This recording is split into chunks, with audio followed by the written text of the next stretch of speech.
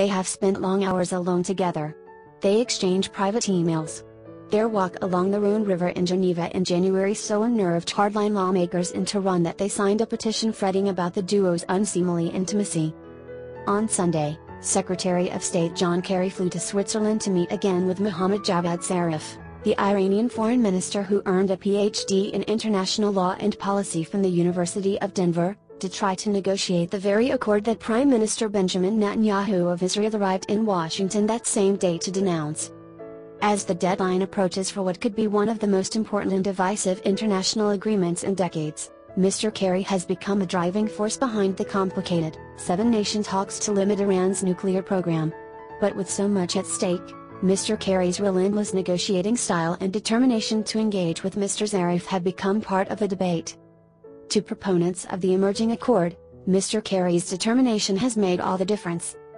He has made a huge investment of his time and energy in the talks, and his personal, hands-on involvement in recent months has been crucial to building momentum toward a deal, said Robert Einhorn, a senior fellow at the Brookings Institution who served on the American negotiating team on the Iran talks from 2009 to 2013.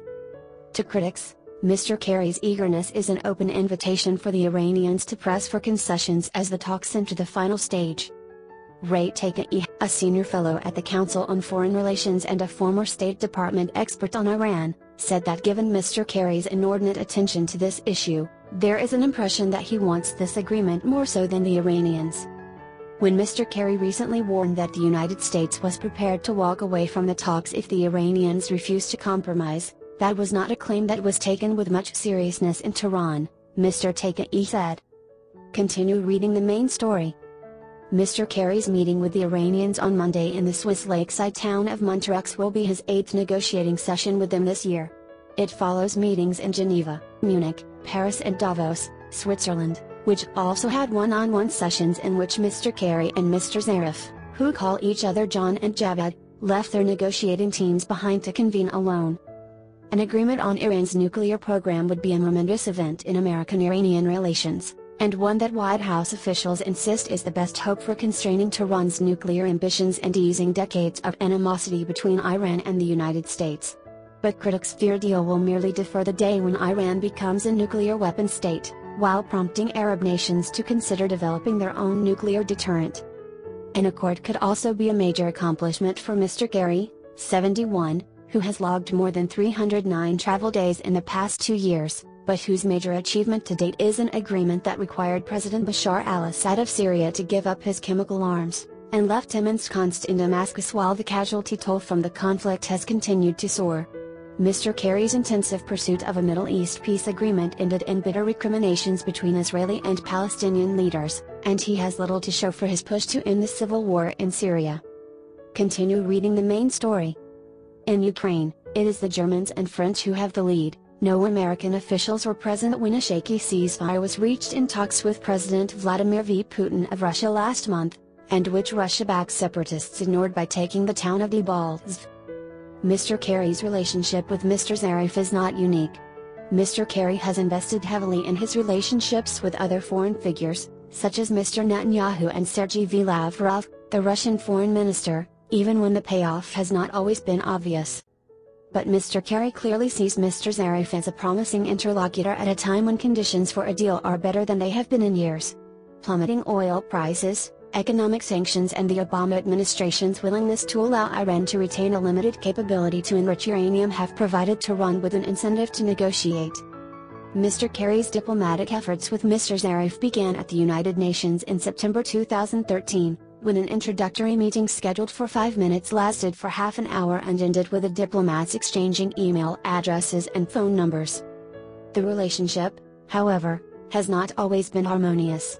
There were angry voices in a meeting in Muscat, Oman, last November, when the American side became frustrated by Mr. Zarif's reluctance, or inability, given his tight negotiating instructions, to make important concessions.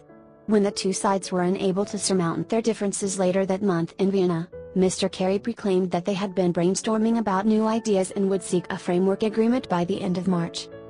In recent months, the pace, intensity and stakes of the talks have increased. After Mr. Zarif was criticized by the Iranian lawmakers for his stroll with Mr. Kerry in Geneva, He appeared to be taking no chances when the two sides reconvened in Munich in February and photographers were not permitted to record the traditional handshake and greetings at the start of the session. In an apparent effort to demonstrate his toughness to his Iranian critics, Mr. Zarif also told Iran's state-controlled media that he had been instructed by Iran's supreme leader, Ayatollah Ali Khamenei, to stop shouting at Mr. Kerry. At the last round of talks, however, the two sides appeared to get down to business. As that negotiating session approached, the Iranians informed the United States that Mr. Zarif would be accompanied in Geneva by Ali Akbar Saleh, the director of Iran's Atomic Energy Organization, who also served as foreign minister under Iran's former president, Mohammad Javad. That prompted the United States to include Ernest J. Moniz, the Secretary of Energy, in the talks. Mr. Saleh and Mr. Moniz are also expected to be at the Montreux negotiations with the two foreign ministers. In the meantime, Mr. Kerry's laser-like focus on getting an accord has unnerved Israel and prompted concerns in Saudi Arabia and other Arab foes of Tehran, anxieties Mr. Kerry is trying to quell even before an agreement has been forged. Continue reading the main story. Continue reading the main story. Mr. Kerry talked to Mr. Netanyahu by phone on Saturday, and discussed the Iran negotiations, the Prime Minister's visit to Washington and the United States' concern about the financial plight of the Palestinian Authority, even after criticizing him in public. Mr. Kerry recently told Congress that the Israeli Prime Minister's support for the George W. Bush administration's effort to topple Saddam Hussein showed his judgment could not always been trusted. Mr. Kerry did not mention that he himself voted for a 2002 Senate resolution authorizing military action against Iraq if diplomatic efforts to eliminate its suspected weapons of mass destruction failed. Mr. Kerry has also made plans to try to ease Arab anxieties about the potential accord with Iran. After leaving Montreux, Mr. Kerry plans to head to Riyadh to meet on Thursday with the new Saudi king, Salman. His next step will be London, where he will meet with foreign ministers from Arab nations in the Persian Gulf. A European diplomat whose country is participating in the negotiations with Iran questioned last week whether Mr. Kerry was too involved. "You want to bring in the Secretary of State at the end, to resolve the last differences, as a closer," said the official who spoke on the condition of anonymity because he was not authorized to speak publicly about the talks. He should not be involved in the day-to-day technical negotiations. The Obama administration has sent Mr. Moniz and a team of experts to work on the technical issues with their Iranian counterparts in Montreux.